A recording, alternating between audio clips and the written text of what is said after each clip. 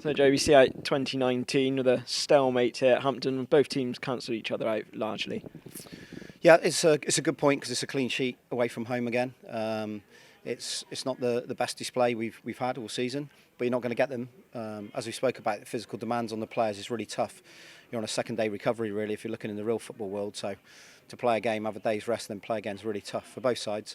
But we're disappointed with the disallowed goal because it's clearly onside, and I knew it in real time, and I've seen it back now. Tom Smith is it's a great goal. Goes up to stuff we work on. It goes up to Ryan Brunt. He's linked it. Tom Smith made a third man run and slotted it away lovely. And it's a goal, and you're 1-0 up early in the game, and it changes the game completely. Then it's different. They've got to come out of us. So. No, listen, we had to change our shape in it a little bit. We were dealt a blow before because Sam Pearson came down with sickness and diarrhoea on the pitch in the warm-up, so we had to change it and put Ross on.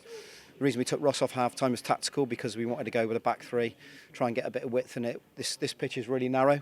It's difficult to get switches of play. The surface was like a pudding. There was no life in it. So all in all, when you look at that, that's a really good point.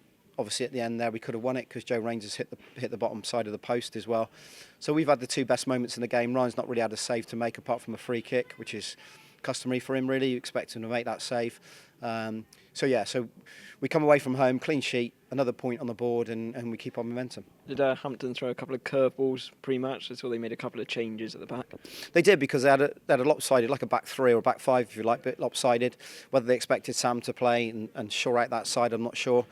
So yeah, they did, and teams will do that. It's just identifying then as a coach, and I could have made the change earlier. I wanted to leave it till half time, not to be disrespectful to anyone. And the players have to understand that when we make these changes for the best of the team, and because we want to try and get some out of the game. We felt like it worked really well second half. We put more deliveries in the box, some more crosses going in, some more moments where it looked like it could drop for us at any moment. Louis Britton's had a couple of moments when he's drove in the box late on as well there. But yeah, a credit to my players because. As I said, and I repeat, and it's no sob story about football players and Christmas and games because I love it. I think non-league football's excellent. I hear Premier League managers talking about it, saying the demands on people, but it's tough. It's tough. We're on the road. We played a real high-tempo physical game against Chippenham. When we've had to go again, as I said, on a difficult pitch, but. The good thing about this team is that they look like they don't want to get beat, and like I said, it was a solidity about us. It was a professional performance with two moments in the game where we could have won it. Just keep your heads held high that you kept 5 clean sheets in a row against sides like Hampton Richmond, who aren't really any pushovers, and they've been in fine form themselves recently. They've been scoring goals and they've found a way to win games. I listened to Gary before and on his interviews, and he said they're in a good place. Confidence is a wonderful thing in football, and they've got it. And we've come here and we've not really given them a sniff. As I said, they've had a free kick. Other than that, they've not really troubled us. They're very game. They've got a great attitude, and Gary's teams will do that. There's a nice blend in it now of youth, energy, legs, and some experience. So, like you say, it's no mean feat to come away from home to Hampton and pick up a point. And we're not disappointed at all. We've stayed really positive in the dressing room with the players. We've said to them it's important now they get the recovery in, eat well, drink well, because I should imagine Chippenham's pitch is going to be a tough one to play on, but we enjoy going there generally, and we'll look forward to that one on New Year's Day. Right, to cross into January, where I know some loans perhaps need renewing. One of them, I think Dan Bowery, who's now made, I think, dozen appearances, and he's unbeaten this spell. So you're looking to renew his and perhaps a couple of the others? Yeah, we've got some options, and we're I've had some dialogue with those clubs, obviously. So it's ongoing, and we've always got backup plans as well, just in case, as you know. I'll make sure that happens.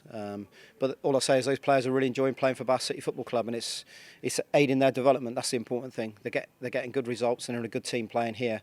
But it's important when they go back to their clubs, like Alex Hartridge, to speak often about it and say what a good player he's become. Looks like he's improved and developed. Dan Bauer is the same. Noah Chilvers is. So listen, I could go through them all, and they're enjoying it because we're in a team that's full of confidence, winning games, finding it difficult. Teams will find it difficult to beat us, and that's a really good trait to have. So before the New Year's Day game against Chippenham, are you expecting anybody back from that? Well, we'll have a look at Sam, see how he is. I'm hoping that's a 24-hour bug, and it's nothing more than that. He just doesn't look very well at all. He looks really pale and white. He's been sick 4 or 5 times. So we'll try and get some fluids back into him and see how he recovers well. Andy Watkins obviously is going to be longer term, and everyone else seems fine. The biggest thing in this period is recovery. It's not about training sessions anymore. It's about how quickly they can get their bodies ready to go again on New Year's Day. And we've got a really professional, disciplined group. We know they'll treat New Year's Eve how they should treat New Year's Eve. It's important they celebrate a new year like all of us. but they won't go overboard. They won't be doing anything silly. They'll be ready for that game over at Chippenham. We're ready for it as well. We're looking forward to it. Congratulations for another point on the road, Jerry, and Happy New Year. Yeah, Happy New Year to everyone. Thank you. Cheers.